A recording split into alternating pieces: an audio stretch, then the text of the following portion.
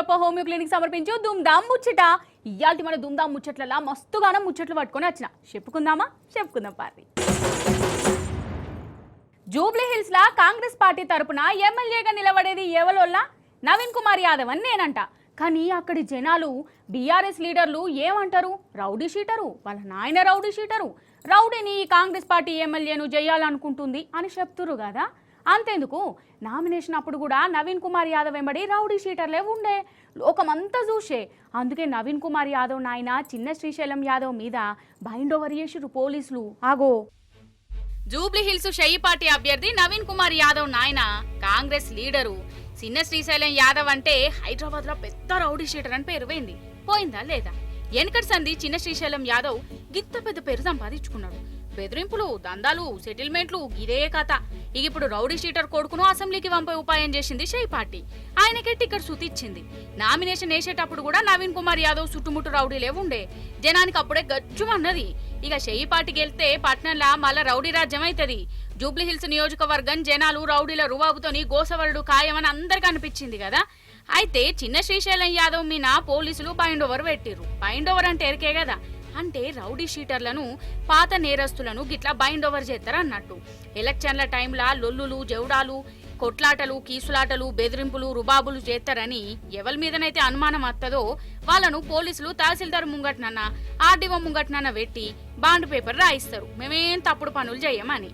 దీన్నే bind over అన్నట్టు. ఇప్పుడు షెయ్యి పార్టీ అభ్యర్థి నాయన చిన్న శ్రీశైలం యాదవ్ ను కూడా బైండ్ ఓవర్ చేసిర్రంటే ఈయన ఎంత పెద్ద రౌడీ షీటరు, ఎంత దౌర్జన్యాలు చేస్తాడో నేను చెప్పాల్సిన ముచ్చట లేదు. పోలీసులే ఫిక్స్ చేసిర్రు. చిన్న శ్రీశైలమే కాదు, ఇంకో 100 మంది రౌడీ షీటర్లను గిట్లా బైండ్ ఓవర్ చేసిర్రు. అందరు షెయ్యి పార్టీలో తిరిగేటోళ్ళేనట.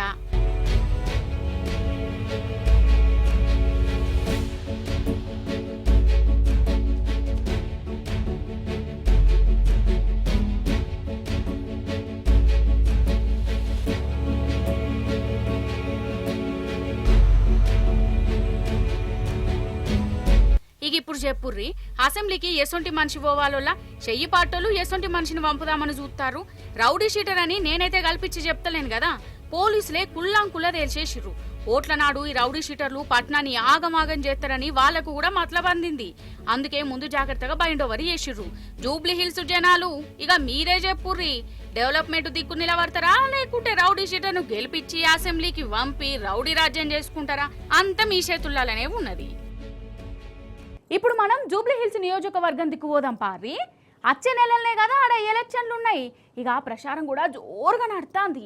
బీఆర్ఎస్ నుంచి నిలబడుతున్న మాగంటి సునీతమ్మను సొంత ఆడపడుచు లెక్క చూసుకుంటారు అక్కడ జనాలు.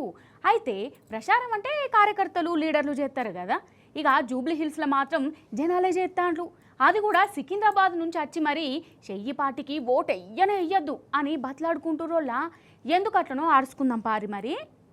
ఇప్పుడు జూబ్లీ హిల్స్ నియోజకవర్గానికి రారి. ఇక్కడ గీ అక్కలు కూడా కోడిని పట్టుకొని ఇంటింటికి పోతురు కదా. ఎందుకంటారు? నేను కంటోన్మెంట్ నుంచి వచ్చినాము. మాకు రేవంత్ రెడ్డి 6,000 ఇల్లు ఇస్తానని ఇయ్యలేదు, పట్టాలు ఇస్తానని ఇయ్యలేదు, గ్యాసులు 500 అన్నది ఇయ్యలేదు, 2,500 మహిళలకు అన్నది ఇయ్యలేదు, 4,000 ఇచ్చినన్నది ఇయ్యలేదు. ఇవన్నీ ఏమి ఇయ్యలేదు. మేము మోసపోయినాం. ఇక్కడ ఓట్లు అవుతున్నాయంట. ఇక్కడ మీరు మంచోళ్ళు చూసి ఓట్లు వేయండి, మోసం చేసే వాళ్ళకి ఓట్లు వేయరు. లేకుంటే ఇట్లా చూడడానికే ఉంటది, తినడానికి ఉండదు. సమజైందా అనోల్లా? నేను చెప్తా. కోడిని పట్టుకొని వచ్చిన వీళ్ళందరూ కంటోన్మెంట్ నియోజకవర్గ జనాలు. కంటోన్మెంట్లో కూడా నడమ ఉప ఎన్నికలు నడిచినాయి కదా. అప్పుడు రేవంత్ సారు ఏమనే కంటోన్మెంట్ ను గిట్ల చేస్తా, గట్ల చేస్తా, ఆడోళ్లను కరోడ్పతులను చేస్తా, పెన్షన్లు పెంచుతా, రందులు రప్పలు లేకుండా చేస్తా, షెయ్యి పార్టీని గెలిపియ్యురని ఓగ ముచ్చట్లు చెప్పేనా? నిజమే కావచ్చు, అన్ని చేస్తాడు అయి ఉండాలి అని కంటోన్మెంట్ జనం నమ్మి ఆ ఉప ఎన్నికలలో షెయ్యి పార్టీని గెలిపించాయి.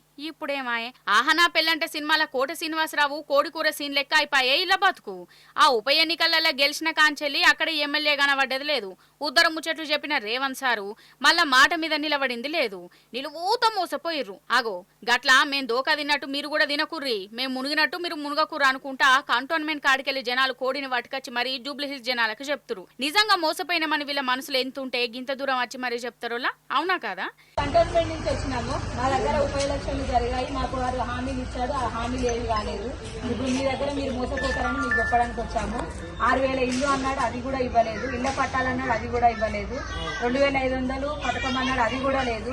ఆహనా పెళ్ళంట సినిమాలో కోడింగ్ చూపించి ఎట్లా ఊరిసి చేస్తున్నాడు, ఇప్పుడు మిమ్మల్ని కూడా అలా ఊరిసి చేయడానికి వస్తున్నాడు.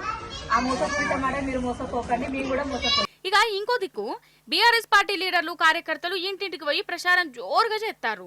బాకీ కారట్లు వంచుకుంటా కాంగ్రెస్ పార్టీ 2 ఏళ్లలో వేసిన దోఖాను కండ్లకు కట్టినట్టు వివరంగా చెప్తున్నారు. నిజం చెప్తున్నా ఈ ప్రచారాలు జనం మాటలు చూస్తుంటే జూబ్లీ హిల్స్ లా బీఆర్ఎస్ పార్టీ 100% గెలుపు ఖాయమని అంటుర్రు. అన్నట్టు ఇందిరమ్మ రాజ్యం అంటే ఏందోలా నేనేదో అనుకున్నా, కానీ ఆడోళ్ళను అవమానించుడు, వాళ్ళకు లేనిపోని భయాలు పెట్టుడే ఇందిరమ్మ రాజ్యం అయ్యింది అనిపిస్తుంది. ఎందుకు అనిపిస్తుంది అంటారా? సర్కారు మహిళా ఆఫీసర్లను మన మంత్రులు వాళ్ళ ఇళ్లకు పిలిపించుకుంటుర్రట. ఇక చెప్పు కథ ఏంది అసలు? ఆడోళ్ళను సర్కార్ పని పేరుతోనే రాత్రిపూట ఇంటికి రమ్మనుడేంది? అసలు ఏం దిమాకులు, ఏం తరీకా? ఇంటుంటేనే శ్రీధర ఊడుతుంది కదా మీకు. పాపం గా ఆఫీసర్లకు ఇంకెంత అనిపించాలే? అగో ఏందోల్లా ఇది ఇంటుంటేనే ఘోరం అనిపిస్తుంది. పాపం ఆఫీసర్లకు ఇంకెట్లా అనిపించాలి? మన ఇందిరమ్మ రాజ్యంలా మన మంత్రులు మహిళా ఆఫీసర్లను రాత్రిపూట ఇండ్లకు పిలిపించుకుంటున్నారట కాదు. ఎందుకు సారు అంటే సమీక్షలని ఒక వంక పెట్టుకుంటున్నారట. ఇక చెప్పు కథ, సమీక్షలు చేయాలంటే రాత్రిపూటనే చేయాలనా? ఇండ్లనే చేయాలనా? సచివాలయం ఉండే అదెందుకు? అందున మహిళా ఆఫీసర్లను రాత్రిపూట ఇండ్లకు పిలిపించుకునేది అధ్వానం కాకుంటే ఇంకేంటిది ఇది?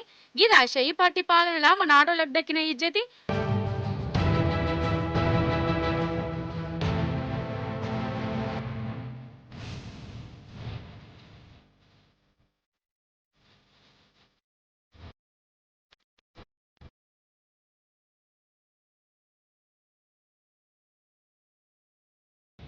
ఓదికేమో ఆడోళ్ళను కరోడు పాత్రలను చేస్తా, అట్లా చేస్తా, ఇట్లా చేస్తా అని. సీకటైతే చాలు మంచులేమో కొలువులు చేసే మేడాలను ఇండ్లకు పిలిపించుకుంటుర్రు. రామంటే బెదిరిస్తుర్రట. నౌకరు పోతుంది, మంచిని చెప్తున్నా, నా మాట ఇంటవా ఈనవా అని. అసలు ఇదేం పాలన? ఏంది గోసం మన ఆడోళ్లకు? మన రాష్ట్రంలో ఏమైతున్నది? ఇక మహిళా ఆఫీసర్లను గిట్లా రాత్రిపూట ఇండ్లకు పిలిపించుకున్నారని ఏర్కవుడుతోనే మన బీఆర్ఎస్ మహిళా లీడర్లు గరానికి వచ్చిర్రు. మస్తు బాధపడ్డారు. డైరెక్ట్ ఎమ్మెల్యే కోటర్ నుంచి మన మహిళా లీడర్లు ఆటోలా ప్రయాణం కట్టి మహిళా కమిషన్ కు పోయిర్రు. ఆడ ఈ మంత్రుల మీద ఫిర్యాదు చేసిర్రు. నిజం చెప్తున్నా ఈ షెయ్యి పార్టీ వచ్చిన కాంచెల్లి మన ఆడపడుచులకు ఇజ్జత లేకుండా పోతుంది. అసలు వాళ్ళను మనుషుల లెక్క కూడా చూస్తలేరు. వాళ్ళకు పానం ఉన్నదన్నట్టు కూడా ఆలోచిస్తలేరు. ఆడోళ్ళ మీద ఎన్ని ఘోరాలు జరుగుతున్నాయోలా మహిళా విలేకరులను గుండాలతోని కొట్టించిర్రు, పోలీస్ కేసులు పెట్టిర్రు. ఇక మన సాదా సీదా ఆడోళ్ళ పరిస్థితి ఘోరం అంటే ఘోరం. రాత్రిపూటనే కాదు పట్టపగటిలే వాళ్ళ మీద ఘోరాలు జరుగుతున్నాయి. అయినా పట్టించుకునేటోడు లేడు. ఇవన్నీ ఎందుకు? సాక్షాత్తు మహిళా మంత్రి కొండ సురేఖక్క బిడ్డ సుష్మితం ఉన్నేమన్నది, రేవంత్ సార్ తోని ఏమన్నా మాట్లాడాలంటేనే భయం అవుతుంది.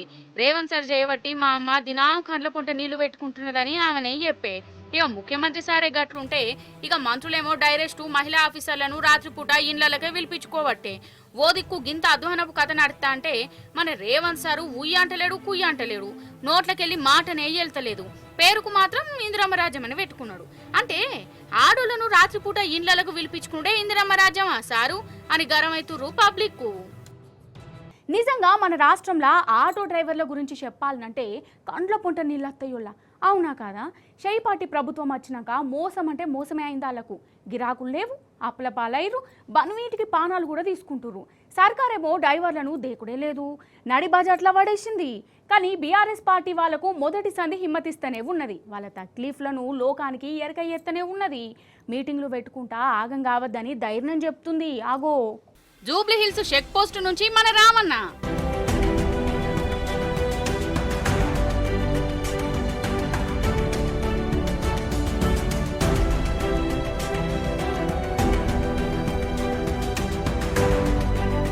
ఆగో కోకాపేట నుంచి హరీష్ అన్న,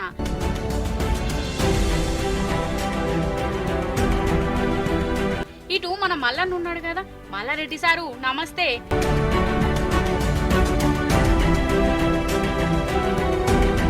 అగో కాలేరు వెంకటేష్ సారే కదా.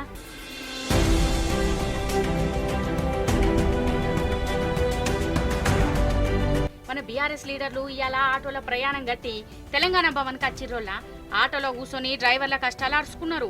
చెయ్యి పార్టీ వచ్చినాక వాళ్ళ బాధలు ఎట్లున్నాయో చెప్తుంటే పాపం మన లీడర్లకే మస్తు బాధ అనిపించింది. అయితే రామన్న ఎక్కిన ఈ ఆటోను దోలుతున్న డ్రైవర్ది అయితే ఘోరం అంటే ఘోరం.